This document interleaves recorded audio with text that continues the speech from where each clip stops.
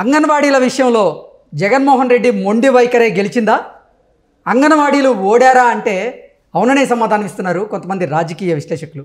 ఇక ఇదే అంశానికి సంబంధించి మనతో మాట్లాడేందుకు ప్రముఖ సీనియర్ జర్నలిస్ట్, ప్రముఖ రాజకీయ విశ్లేషకులు సిఎస్ రావు గారు మనతో ఉన్నారు. ఆయనతో మాట్లాడదాం.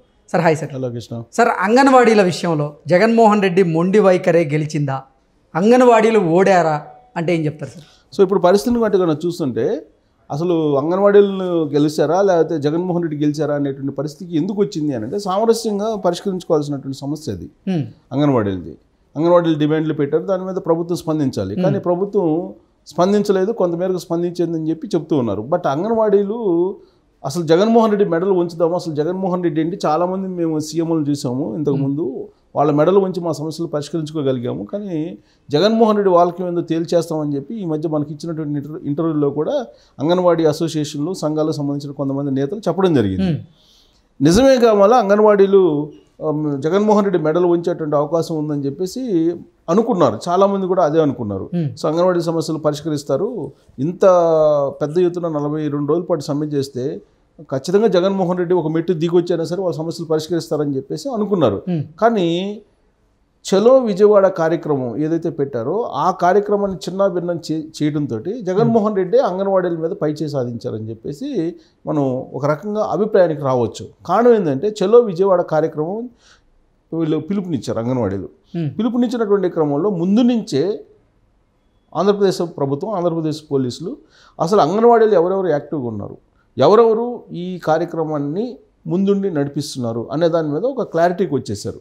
క్లారిటీకి వచ్చి వీళ్ళని ఏ విధంగా విడగొట్టాలి, ఏ విధంగా వాళ్ళ మధ్య సమన్వయం లేకుండా చేయాలి అనే దాని మీద బాగా కసరత్తు చేశారు ఆంధ్రప్రదేశ్ పోలీసులు.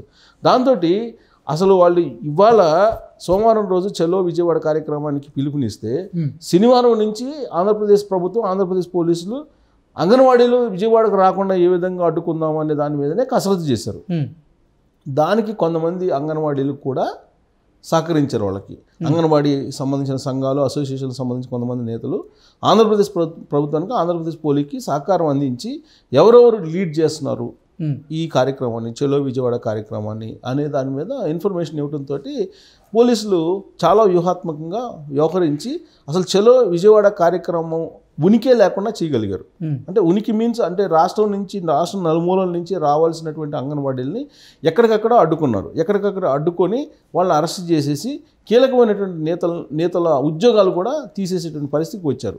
సో అందరినీ అదుపులో తీసుకున్నారు, యాక్టివ్గా ఉండేటువంటి వాళ్ళని అదుపులో తీసుకుని ఎక్కడికక్కడ ఏ జిల్లా సరిహద్దులు దాటకుండా చేయగలిగారు ఆంధ్రప్రదేశ్ పోలీసులు.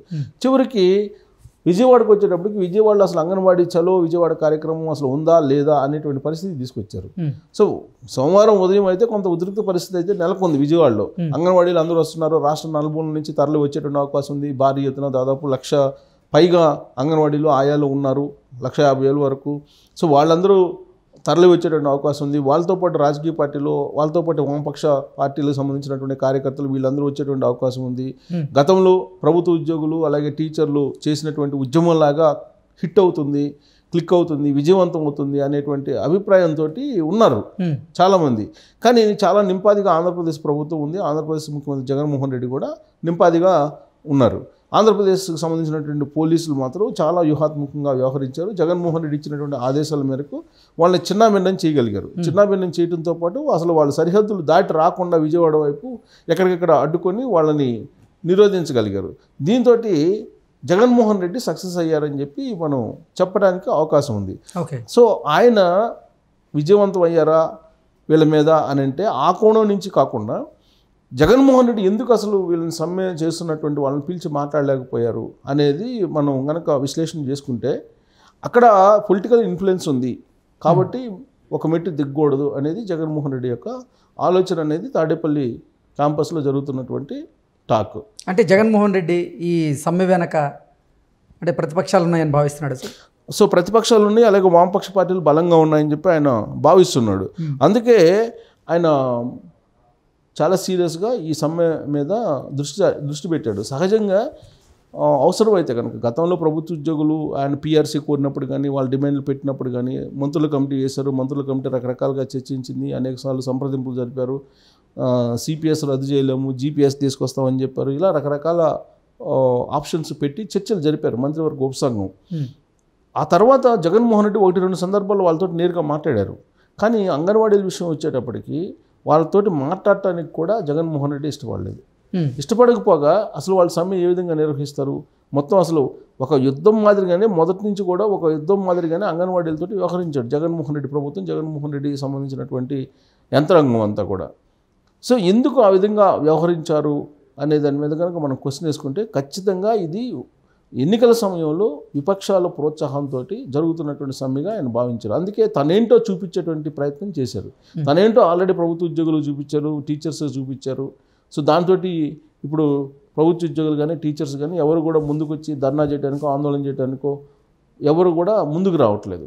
కానీ అంగన్వాడీలు మాత్రం ముందుకు వచ్చారు. ముందుకు వచ్చి వాళ్ళతో పాటు ఆల్రెడీ గతంలో మనం తీసుకుంటే స్టార్టింగ్ నుంచి తీసుకుంటే కనుక సమ్మె స్టార్టింగ్ నుంచి కనుక వాళ్ళు సమ్మె స్టార్ట్ చేసినటువంటి కొన్ని రోజులకి మున్సిపల్ ఉద్యోగులు యాడ్ అయ్యారు, వాళ్ళకి మద్దతు పలికారు.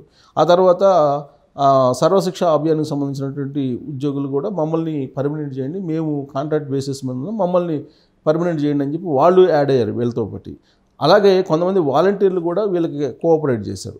సో ఇది ముదిరి పాకాన పడిపోయింది. ముదిరి పాకాన పడిపోయిన తర్వాత మేము ఎట్టి పరిస్థితుల్లో జీతాలు పెంచమని చెప్పి అనేక సందర్భాల్లో మంత్రి బొత్స సత్యనారాయణ చెప్పారు, వైఎస్ఆర్ కాంగ్రెస్ పార్టీ ఎమ్మెల్యేలు చెప్పారు, చాలా క్లియర్గా చెప్పారు. మీ ఇష్టం వచ్చినట్టు చేసుకోండి అని కూడా చెప్పారు.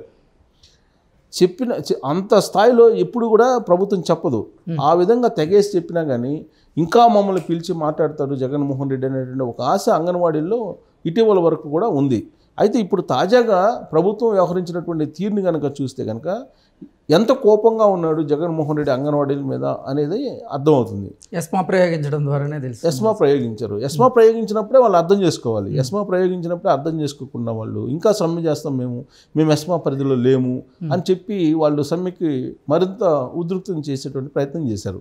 ప్రయత్నం చేసినటువంటి క్రమంలో అంతే స్పీడ్గా జగన్మోహన్ రెడ్డి తన యంత్రాంగాన్ని తన మొత్తం టీంని కదిలిచ్చినటువంటి సందర్భంగా ఇది మొత్తం చిన్నాభిన్నం అయిపోయింది. ఇప్పుడు మంత్రి పెద్దిరెడ్డిని ఏ విధంగా అయితే నిలదీశారో అనంతపురంలో, అదే విధంగా ఎమ్మెల్యేలు నిలదీశారు, అనేక మందిని ప్రభుత్వ అధికారులు నిలదీశారు. వీటన్నిటిని చూసిన తర్వాత వీళ్ళకి ఒక్క పైసా కూడా పెంచేది లేదు అని చెప్పి ఆయనే ఉన్నతాధికారులకి చెప్పారు. ఆ మేరకు అంగన్వాడీల మీద ఈ మొత్తం అరెస్టుల పరం కొనసాగింది. ఆల్రెడీ 12 మంది మీద నిన్ననే కేసులు పెట్టారు. అలాగే ఇవాళ చాలామంది మీద కేసులు పెట్టారు. ప్లస్ ఇంకోటి ఏంటంటే హాజరు కానటువంటి వాళ్ళు ఎవరైతే ఉన్నారో వాళ్ళ లిస్ట్ అవుట్ కూడా చేశారు. వాళ్ళు లిస్ట్ అవుట్ చేసి ఆల్రెడీ వాళ్ళకి షోకాజ్ నోటీసులు ఇచ్చారు. షోకాజ్ నోటీసులకు రిప్లై ఇవ్వనటువంటి వాళ్ళు, ఇచ్చినటువంటి వాళ్ళు ఇలా కేటగిరైజ్ చేశారు. కేటగిరైజ్ చేసి ఆల్రెడీ ఉద్యోగాల నుంచి తీసేస్తున్నామని చెప్పి ఆల్రెడీ ఉత్తర్వులు కూడా జారీ చేశారు కొన్ని జిల్లాల కలెక్టర్లు. సో దాంతో ఇప్పుడు సగం మంది అంగన్వాడీలు ఉద్యోగాలు పోగొట్టుకున్నటువంటి పరిస్థితి. ప్లస్ కొంతమంది విధుల్లో జాయిన్ అయ్యారు కొంతమంది, వాళ్ళ వరకు వదిలిపెడుతున్నారు. విధుల్లో జాయిన్ అయినటువంటి వాళ్ళు ఎవరు అంటే వైఎస్ఆర్ కాంగ్రెస్ పార్టీకి అనుకూలంగా ఉండేటువంటి వాళ్ళు. సో మొత్తం మీద గతంలో ఆంధ్రప్రదేశ్ ప్రభుత్వ ఉద్యోగులు టీచర్ల మధ్య ఏ విధంగా అయితే డిస్ప్యూట్స్ వచ్చాయో ఇప్పుడు అంగన్వాడీల్లో కూడా తీసుకురావడంలో సక్సెస్ అయ్యాడు జగన్మోహన్ రెడ్డి అని చెప్పి మనం విశ్లేషణ చేసుకోవాలి. ఓకే, అంటే చలో విజయవాడ అనే నినాదంలో జగన్మోహన్ రెడ్డి గెలిచాడు, అంతే, అంగన్వాడీలు ఓడారన్నట్లు మనం భావించవచ్చు. ఆ సంఘటన బట్టి మనం ఖచ్చితంగా అలా ఒపీనియన్ రావచ్చు. Okay sir, thank you so much. Thank you.